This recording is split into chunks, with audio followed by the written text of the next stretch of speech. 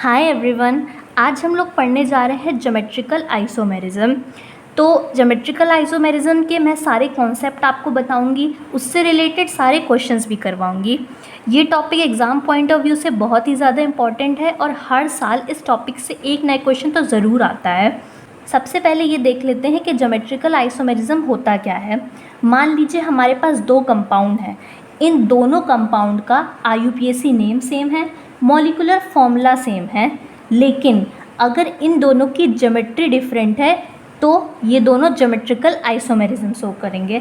अब हम कैसे पता लगा सकते हैं कि इनकी ज्योमेट्री सेम है या डिफरेंट है, तो वो हम आगे सीखेंगे।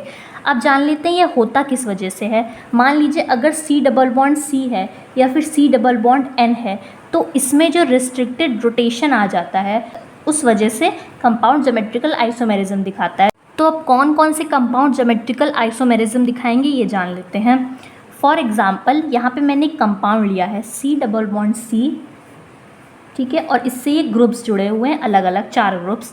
अब अगर एक कार्बन से 2 डिफरेंट ग्रुप जुड़े हुए हो, मतलब यहाँ पे A हो और यहाँ पे B हो, इस पे भी A हो और B हो, मतलब एक ही कार्बन पे ये जो फंक्शनल ग्रुप हैं ये अलग अलग हों, तब ये GI शो करेगा। लेकिन अगर ऐसा है कि C डबल बॉन्ड C है और इधर B है और इधर भी A है, इधर B है तो इधर भी B है, अगर ये दोनों ग्रुप सेम हो गए तो ये ज्योमेट्रिकल आइसोमेरिज्म नहीं शो करेगा, ठीक है।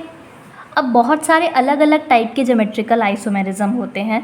पहला टाइप है सिस ट्रांस, ठीक है। इसको एग्जांपल समझते हैं। Suppose C double bond C है यहाँ पे, और यहाँ पे A है, यहाँ पे B है, यहाँ पे भी A है और यहाँ पे भी B है, ठीक है।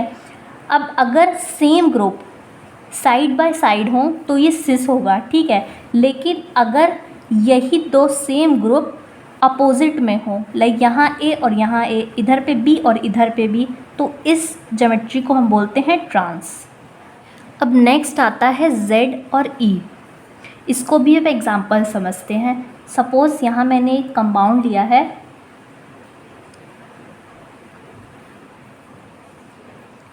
अब हमें निकालना है कि ये Z है या E है। तो इसके लिए हम कुछ स्टेप्स हैं उनको फॉलो करेंगे। सबसे पहले हम इनको प्रायोरिटी देंगे। अब प्रायोरिटी किस टाइप से देंगे, जिसका मास ज़्यादा होगा उसको हम हाई प्रायोरिटी देंगे। अब Br और N, हम सबसे पहले पहला जो एलिमेंट है उसको देखेंगे जो बॉन्डेड है। तो Br और N में किसका मास ज़्यादा है, ब्रोमीन का, तो इसको हम हाई प्योरिटी दे देंगे। ये 1 आ जाएगा और ये 2 आ जाएगा। इस वाले कार्बन पे आते हैं, ये है ट्राइट्रियम और ये है ड्यूट्रियम। अब जिसका मास ज़्यादा होगा हम उसको प्रायोरिटी देंगे, तो ट्राइट्रियम को हम हाई प्योरिटी दे देंगे। जब हाई प्योरिटी वाले सेम साइड पे आते हैं तो इसको हम Z बोलते हैं। और अगर ऐसा होता कि हाई प्योरिटी वाले डिफरेंट मतलब अपोजिट साइड पे आ गए, मतलब ये C डबल बॉन्ड C है और ये अपोजिट साइड पे आ गए, तो इसको हम बोलते E। अब नेक्स्ट आता है सिन और एंटी। ये अप्लाई होता है C डबल बॉन्ड N वाले कंपाउंड में, ठीक है। फॉर एग्जांपल यहाँ पे मैंने एक कंपाउंड लिया है,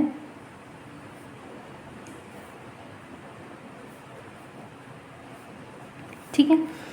अब इसमें अगर H और OH सेम साइड पे हैं तो सिन हो जाएगा, और अगर H और OH अपोजिट साइड में है, मीन्स यहाँ H है तो यहाँ पे अगर OH हुआ तो वो एंटी हो जाएगा। अब नेक्स्ट आता है साइक्लोएल्केन्स के लिए। अब अगर साइक्लोएल्केन्स में पता लगाना है कि ये ज्योमेट्रिकल आइसोमेरिज्म एग्जिबिट करेगा कि नहीं, तो इसके लिए हम क्या करते हैं, कोई भी कंपाउंड है, मान लीजिए कोई कंपाउंड है, इसमें हम पहले कोई भी 2 कार्बन पकड़ लो, ठीक है। अगर उनमें 2 डिफरेंट ग्रुप जुड़े हुए हैं, जैसे हमने बताया था कि एक कार्बन पे 2 अलग अलग ग्रुप जुड़े होने चाहिए, इसी तरीके से कोई भी 2 कार्बन पकड़ लो, अगर उनमें 2 डिफरेंट ग्रुप जुड़े हुए हैं तो वो ज्योमेट्रिकल आइसोमेरिज्म शो करेगा, और अगर नहीं जुड़े हुए हैं तो नहीं करेगा। फॉर एग्जांपल इस वाले में हमने मान लीजिए ये 2 कार्बन पकड़ लिए। अब इसमें पता है एक तो ये A है और एक H है, तो इसमें तो 2 डिफरेंट ग्रुप हैं, लेकिन इस वाले में डिफरेंट ग्रुप नहीं है, मीन्स इसमें भी H है और इसमें भी H है, तो ये GI एग्जिबिट नहीं करेगा। लेकिन अगर कुछ इस तरीके का कंपाउंड होता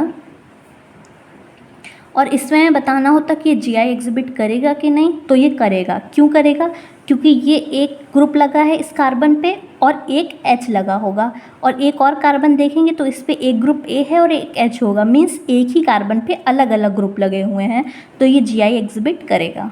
ठीक है, अब हम देख लेते हैं अगर किसी भी कंपाउंड के टोटल नंबर ऑफ GI निकालने हैं, मतलब वो कंपाउंड कितने ज्योमेट्रिकल आइसोमेरिज्म शो कर रहा है, तो उसको हम कैसे निकालेंगे। तो इसका फॉर्मूला होता है, पहला केस, अगर वो कंपाउंड या मॉलिक्यूल सिमेट्रिकल है तो उसका टोटल GI निकालने का फॉर्मूला होता है 2n-1 + 2p-1। ठीक है, अब यहाँ पे जो p है वो होता है n/2 अगर n इवन है तो, लेकिन अगर n ऑड है तो p होता है n + 1/2। ठीक है, अब n क्या होता है, n होता है नंबर ऑफ स्टीरियोजेनिक एरिया। ठीक है, अब ये स्टीरियोजेनिक एरिया क्या होता है, इसको हम एग्जांपल समझते हैं। सपोज ये कोई कंपाउंड लिया है हमने, CH3 CH double bond CH CH double bond CH CH double bond CH CH double bond CH और CH3। तो ये कंपाउंड सिमेट्रिकल है। ठीक है, हर जगह से ये पूरा अगर हम ऐसे देखें तो सिमेट्रिकल है। अब स्टीरियोजेनिक एरिया वो एरिया होता है जहाँ पे ज्योमेट्रिकल आइसोमेरिज्म शो हो रहा हो, मतलब अब देखिए यहाँ पे जो C डबल बॉन्ड C है इसमें ये ज्योमेट्रिकल आइसोमेरिज्म शो कर रहा है क्योंकि एक CH3 लगा है और एक H लगा है। सिमिलरली यहाँ पे एक ये पूरा ग्रुप लगा है और एक H लगा है, तो एक ये हो जाएगा, एक ये हो जाएगा, एक ये हो जाएगा और एक ये हो जाएगा। मीन्स यहाँ पे n की वैल्यू आ जाएगी 4।